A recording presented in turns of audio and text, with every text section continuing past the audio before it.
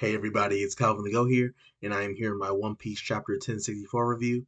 And I really appreciate if everyone here can give me a like, share, subscribe, and show some love to my channel. And so we can build a community here. And I'll get into the video now. So we had another amazing chapter of One Piece. Like I feel like every week Oda is just in his bag. He's ISO, he's at the top of the key, for those who understand basketball, and he is just sizing everyone up and shooting a three. I mean, he's playing playing. He's drawing like a flawless story right now in terms of the action sequences, the lore, everything.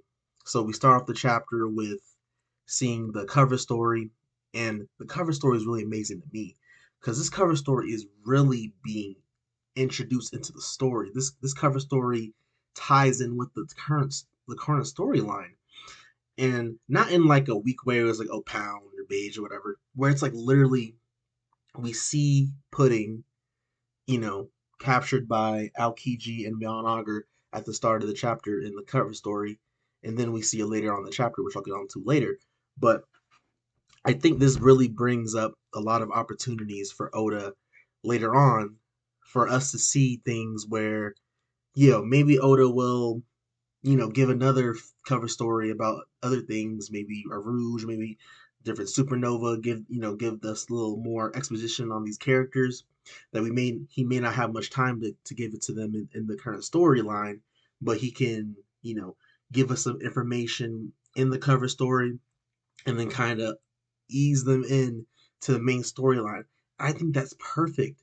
Instead of these little random, cover stories where it's like just like a random picture, and those are cool. Those are nice sometimes. I think there's been some really classic ones, but I think when you have something like this, that something that people have been theorizing for so long, the Blackbeard pirates raiding and taking Pudding, maybe the rubbing of the poneglyph. This is something people have been talking about for so long. There's actually a whole fan art of Katakuri versus the Blackbeard Pirates. So stuff like this is something that we've been talking about for a long time and speculating over.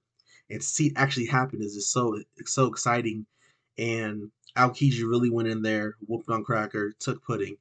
We knew that last chapter, but seeing Aokiji being introduced as a member of the Blackbeard Pirates, I'm still very skeptic on that. Like, I don't really think Oda is gonna make Aokiji a full-fledged member of the Blackbeard Pirates.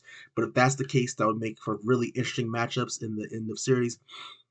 A lot of people had Sanji fighting like Burgess or something, but he might end up fighting Shiryu. You know what I'm saying? If Aokiji would be the top guy at that point. You know what I'm saying? So there might be a butterfly effect with Aokiji being potentially the real strongest member of the crew besides Blackbeard himself, of course. I mean, he's a top tier. He's one of the strongest of all time. So I think it really would give us really interesting matchups at the end of the series. You know, preparing for the final war type stuff. I don't know if we'll actually ever end up fighting Aokiji. I think he's someone that could tip the scales on Blackbeard's side, maybe. But Zoro and Sanji and Jinbei, they're going to be really powerful by the end of the series, and well, and we may be fighting them next arc at this point. I think since all the buildup with Blackbeard and all the stuff that we've been getting, and how the members of SOAR want to go to invade Hashinosu with the Seraphim, we might get a kind of pseudo God Valley incident with Blackbeard being like the new age rocks pirate. You know what I'm saying? The new age rocks. So, and there's a lot of parallels between Blackbeard and rocks. I mean, literally his the name of his ship is the Saber of Zebek. So it'll be really interesting to see what happens there. I know I'm mostly just talking about the cover story, but I think that ties into the story when we get this battle between Law and Blackbeard here. And honestly, I'm really surprised at Law's crew. I think the whole community. I mean, let's be real. Oda hasn't done the greatest job of showing Law's crew in the positive light. I mean, think about it. John Bart got loaded by random minks. You know what I'm saying? So it's like, how are we supposed to take them seriously? A lot of people had high hopes for Beppo in the Wano War, maybe going Sulong and doing all that kind of thing, but he never did that. All Sachi, Penguin, Beppo, John Bart, all them guys didn't really do much besides fight some fodder. So how are we supposed to really power skill them? The same thing with like heat and wire. Like they had heat and wire type hype where it's like I don't know anything about them. Like what am I? How am I supposed to power skill them? How am I supposed to like assess them as combatants when they don't give me anything? When Oda hasn't given me anything. So besides little tidbits that really aren't anything to talk about, anything right home. So Law and Blackbeard fight. Law is going crazy right now. I know this is going to spark a lot of debate. A lot of people have been saying that Law doesn't really have like one-on-one capabilities because he got beat by Doflamingo. But I feel like we need to put all that in the past. He's been getting beat up by he got hit by Thunder Bagua, he got punched by Big Mom with Arm and Haki, and he was able to keep on fighting. So I think we're talking about someone who's a totally different combatant. We can't just put him in this box where it's like, oh, we lost the Doflamingo, so we trash. It's like, no, like he has Shock Willie that can damage Yonko.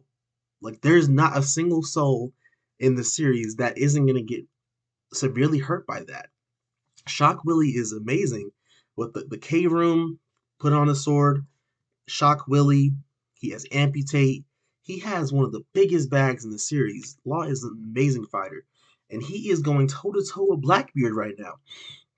I think the only thing that you can kind of say, okay, maybe Law's still gonna eventually lose, and I don't think Law will actually win this fight, is that a lot of Blackbeard's fights kind of start like this, where he gets hit first, and same with Ace. Like Ace kind of got the first couple hits on him, and then he kind of uses his other Devil Fruit. He uses the Yami Yami no Mi, and really ends up changing the ties. I think especially someone like Law who primarily uses Devil Fruit. Yes, he used Hockey last chapter, but he is a primarily a Hockey user. I mean, I'm sorry, primarily a Devil Fruit user, kind of like Kid, where they have hockey. They probably have basic hockey, but at the end of the day, what will win them fights, win them battles, win them wars, is their Devil Fruit powers. And if Law can get his Devil Fruit powers taken away, there's no way that him and his guys can win. Um, I mean, no one expected them to win, but it's just like Law had his whole crew, and we still had low expectations for him. And I wonder what would happen if the Straw Hats got pulled upon in the same situation. Would they win the battle? Because if Law's weak crew, I mean, let me not explain them too hard. If Law's crew can go toe to toe with them, imagine having Zoro, Sanji, Jinbei, Frankie, Robin, Nami, all of them together with Luffy, who was going fist to fist with Kaido. I know it's not the full crew. Like obviously they're gonna have to beat the full crew eventually, but just the fact that these guys are able to hold off a little bit is impressive on that part, but also looks really bad on the Blackbeard Pirate side. As much as it's cool that they're finally getting literally anything, I think Oda needs to have them get packed up relatively soon. I just think they need hype. You know what I'm saying?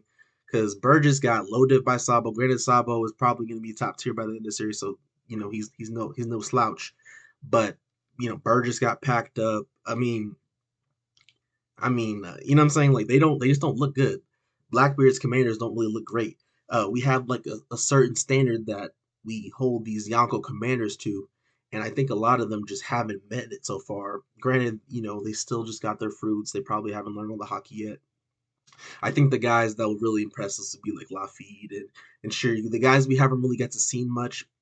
Granted, a lot of people weren't happy about Shiryu kind of just tagging Mori a little bit, not doing much damage, but I think that was just a warning shot. So I know I'm kind of going all over the place with this chapter review, but I think the main point of this chapter is Law versus Blackbeard. We get a little more information. We get to see new fits with the Straw Hats. We get to see a little more exposition on what happened with Kuma, how he's a special race, and we get to and yeah, that's the main stuff that happened. The second half of the chapter is cool, but the big thing that happened at the end of the chapter is Dragon and Vegapunk. Vegapunk saying he's probably gonna die, and Vegapunk is communicating with Dragon. So something that everyone has been talking about for such a long time, how Kuma was holding on to the Sunny, um, protecting the Sunny for the 2 years. That makes a lot of sense now. So that's something that I'm gonna do a lot of speculation on. I'll probably do a video on that this week since we're gonna be on break. But I appreciate everyone for watching this video, and Calvin the Goat signing out. And I really appreciate if you all could like, share, subscribe. Stay blessed, guys.